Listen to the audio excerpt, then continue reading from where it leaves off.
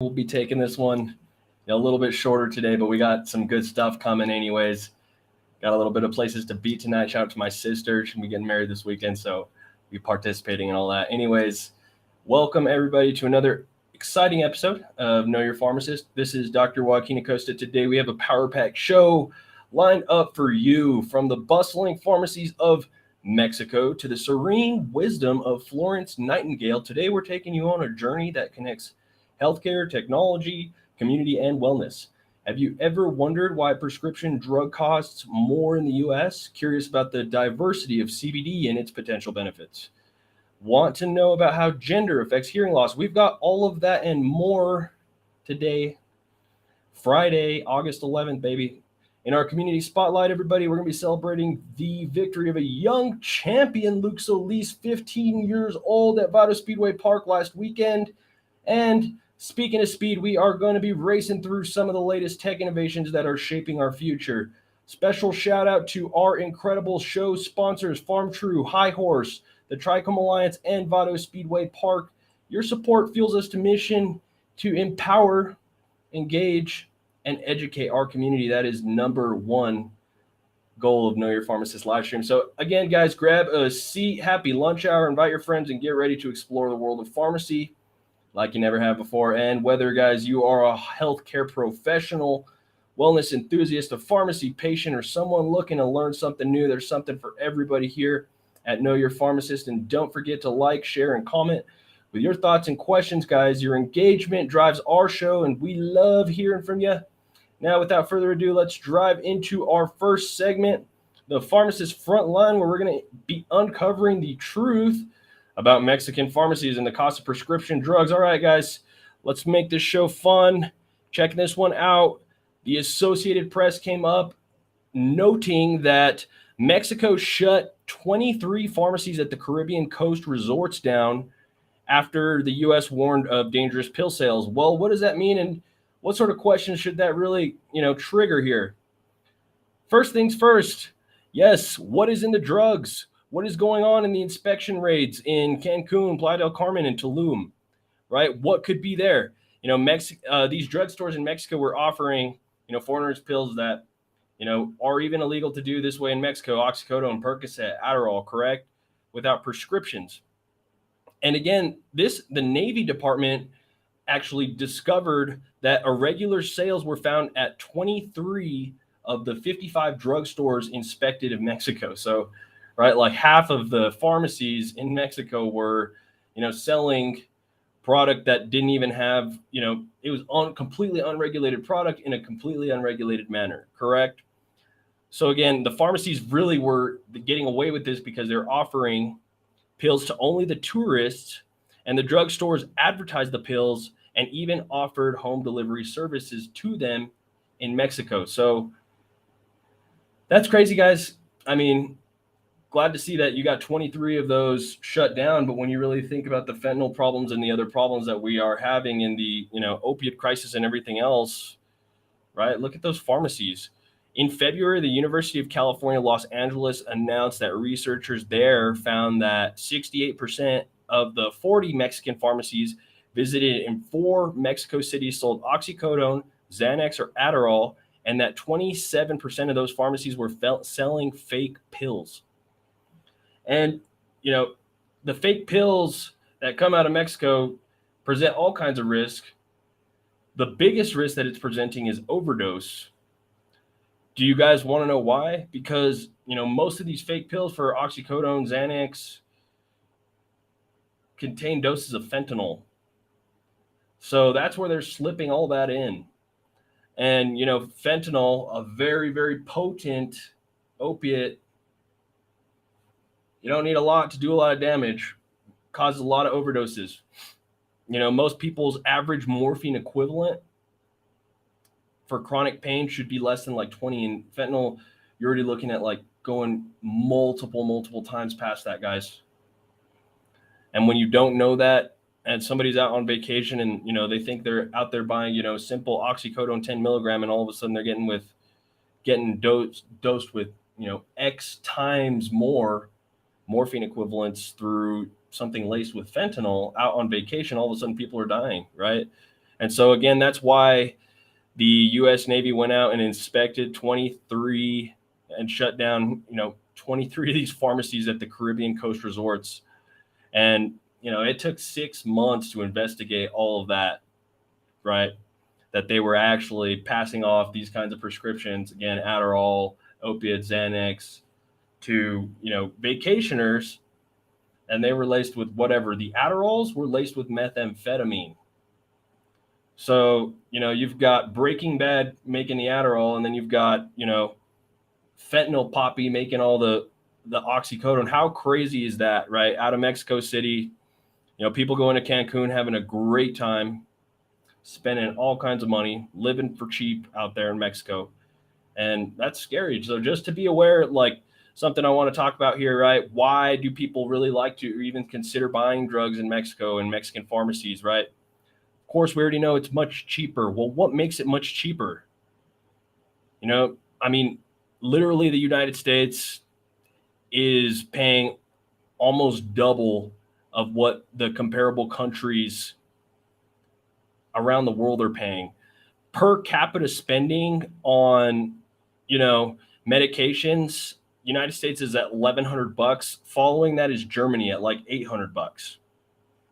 So, the United Kingdom, granted, they're a little different, spending $273 per capita on healthcare. So how does that happen, right? New prescription drugs come out, patents come out for these drugs, and there's no other regulation for drugs to be priced. And that's something that's supposed to be changing, but because there was, in 2003, the United States of America actually banned the practice of negotiating the prices with pharmaceutical manufacturers. These could be throughout the world because of what they were doing in their Medicare Part D creation. Part D of Medicare is prescription drug coverage for adults over the age of 65 or those who need like extra care, right? And just very interesting, not a whole lot of government regulations in the United States as how the pharmaceutical companies should or should not set their costs. For everything else that we regulate, we don't regulate that. You know what I mean? Hospitals in Austria, they work out discounts for high cost drugs to keep patients outpatient medical costs stable. Canada patented medicine prices review board caps the price of medication based on its other countries. So, in terms of just speaking of fairly, where the United States is running up the tab on the drug spend, the prices continue to rise even faster than inflation for all these new medications. And, that's why people go to Mexico, right? It makes complete sense. So, if you've ever went to Mexico for medication, or if that's been in your family or something like that, it's nothing to be ashamed of to a lot of degrees, because maybe you're going to find way cheaper insulin in Mexico, right? Maybe you actually will find some cheaper care in Mexico, because most of the time you will. And granted, all of us up here, in the States, even though we're at the southern end, have a very, a lot of people have a stigma towards going around there because it's been very dangerous. And where you enter is usually Juarez, right? So just interesting.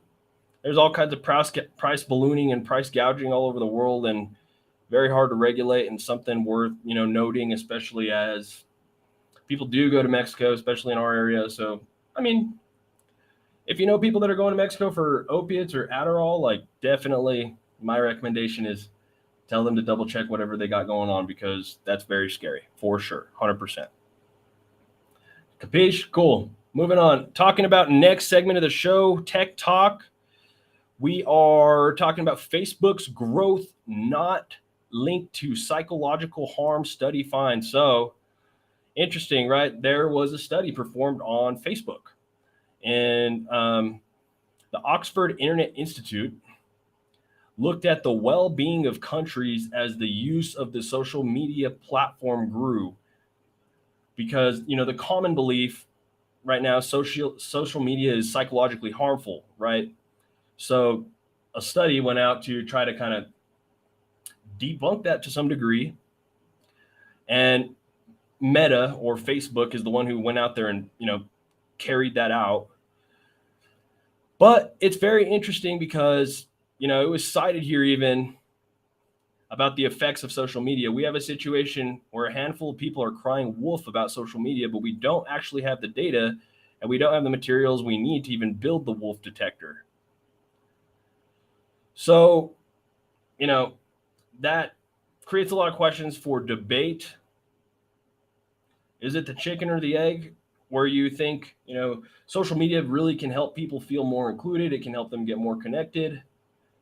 A lot of those things can lead to better health outcomes for all kinds of reasons.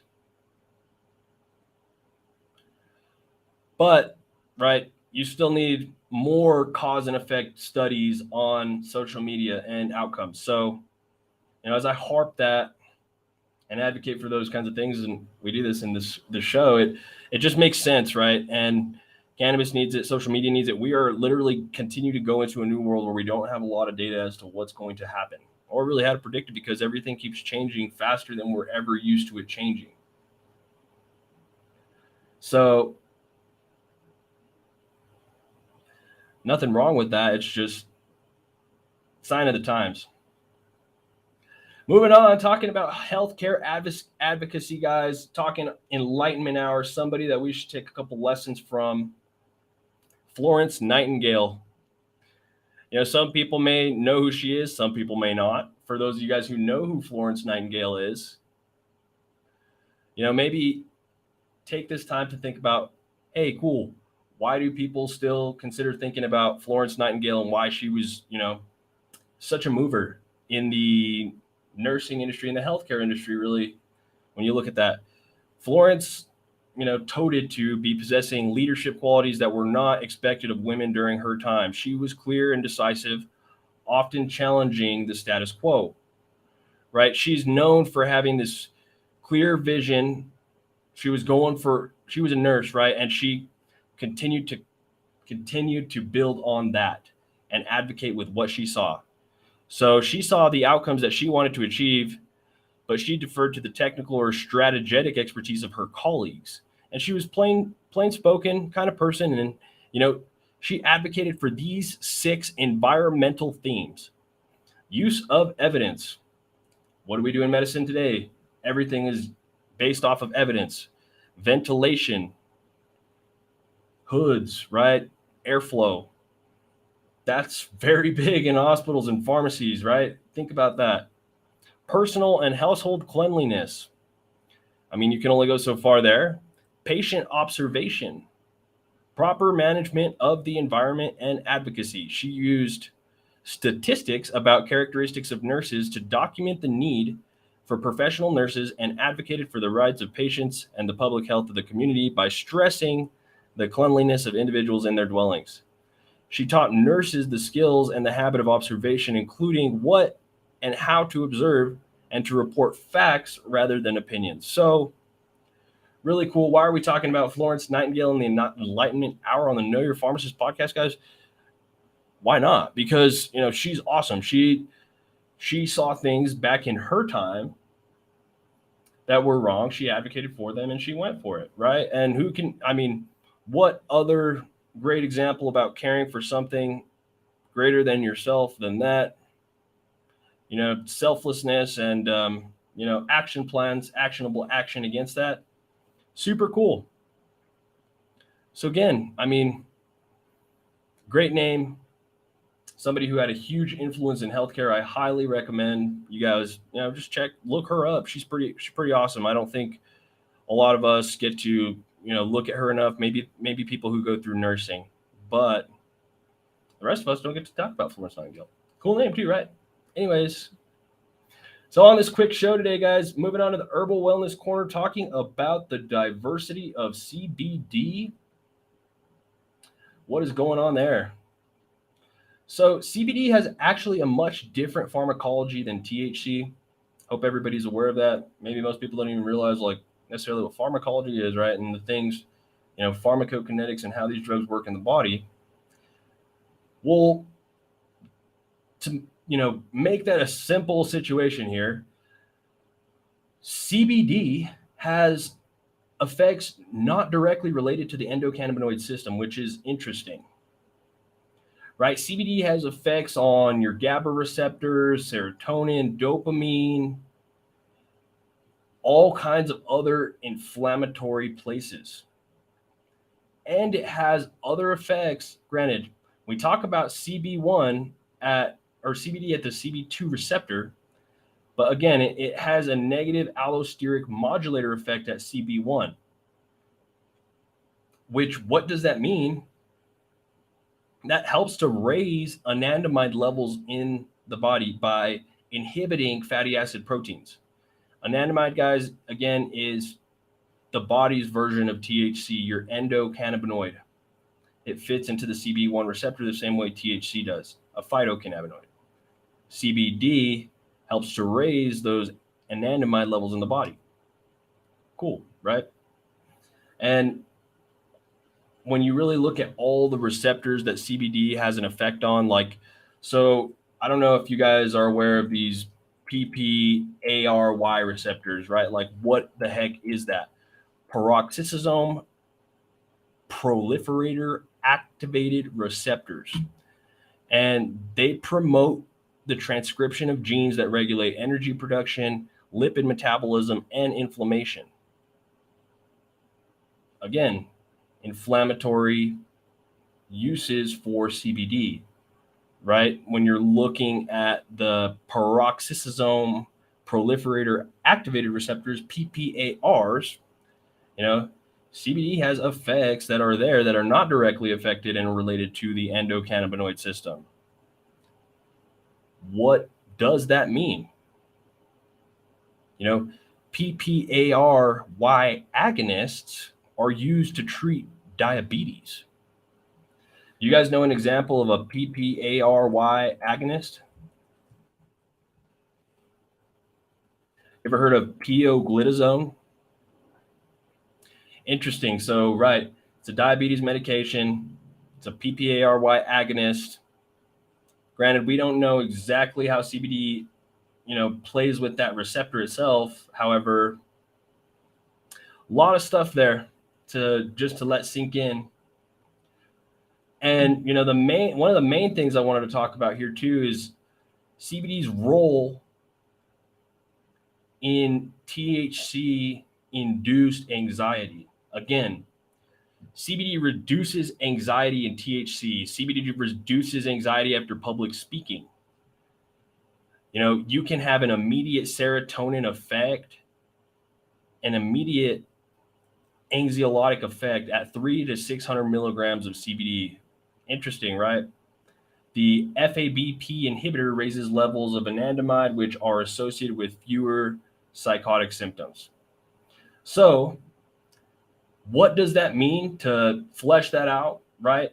I just think it's awesome because, CBD and THC do not work the same at all. They work in way different places. CBD, again, like we were talking about, has so much meat on the bone that we are really not aware of. And as we were talking about having activity at the PPARY receptor, has diabetic inflammation activity, right? On the insulin receptors, right? We don't exactly know every place that it can do. But what it does do is helping to influence, THC mediated psychotic effects. It can help reduce, both positive and negative symptoms in schizophrenia that come from, heavy doses of THC. This is not to suggest to people that you're going to get schizophrenia from trying THC, but THC in situations can increase psychotic exacerbations. Like when you're looking at autism, you don't want to use straight THC in autism. So it's not to say that you're going to get schizophrenia from trying THC. It's just saying that THC can change and affect, right, schizophrenia. So then CBD in that way too can, yes, help influence the THC mediated psychotic effects by truly bringing down and reducing and normalizing dopaminergic signaling associated with positive symptoms. And it helps improve negative symptoms associated with serotonin. So, with relatively mild side effect profile, CBD, somnolence, decreased appetite, possible sleep changes and liver enzyme changes. You've got a lot of promise there still. Again, you've still got issues with the regulation of the industry with products. Some products may not have healthy additives. Some products may not have sufficient dosing. So with all of that, granted, the checklist is when you're shopping for CBD or cannabis, where did this stuff come from? What is the quality? Again, but super cool, super promising. And I hope everybody kind of sees that there and hopes to see more studies and info coming out of the CBD world, because there's more meat on the bone, I'll tell you that. Guys, moving on. We've got a nice quick one today. I hope everybody's having a great day. Happy Friday. Got our community spotlight. Luke Solis shouting this young man out. He got his first dub last week at Vado Speedway Park, and it was pretty awesome for him. 15 years old. He had been poking, trying to get up at the front in the Whole C Racing INEX Legends class, and he is racing some experience in that class.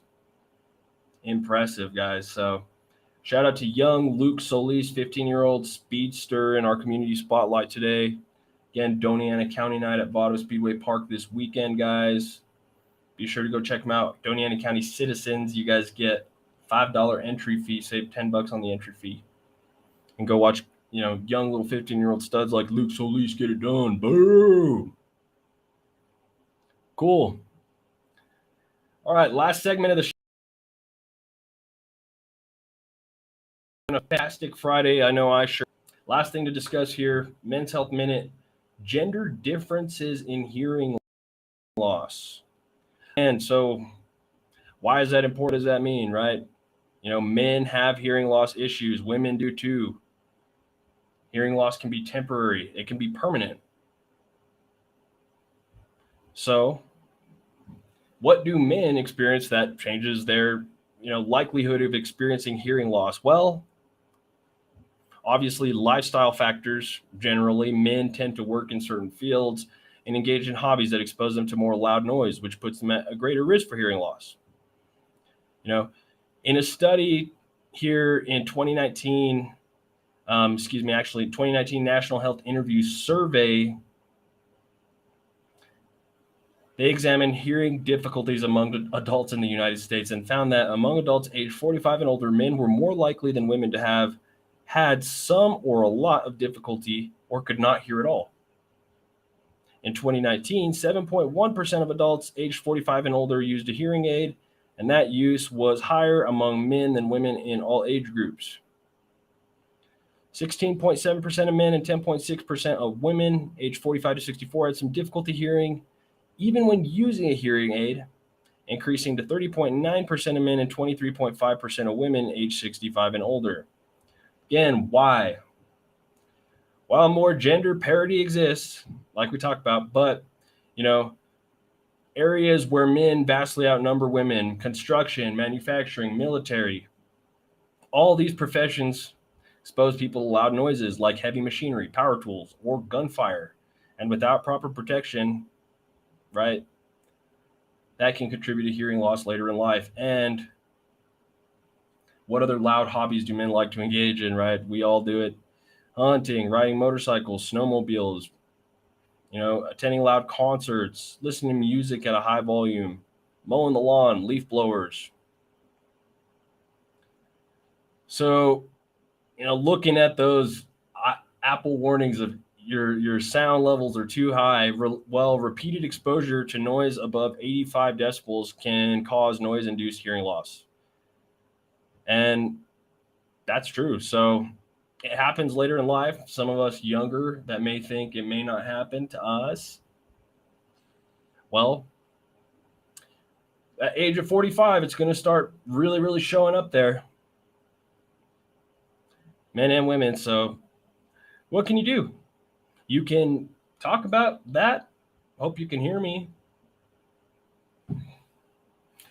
Just kidding, guys. But really wanted to just advocate for everybody, turning down the volume a little bit if you have to around you in the world. And if you need hearing aids, get it. If you can afford it, if you got insurance, those things.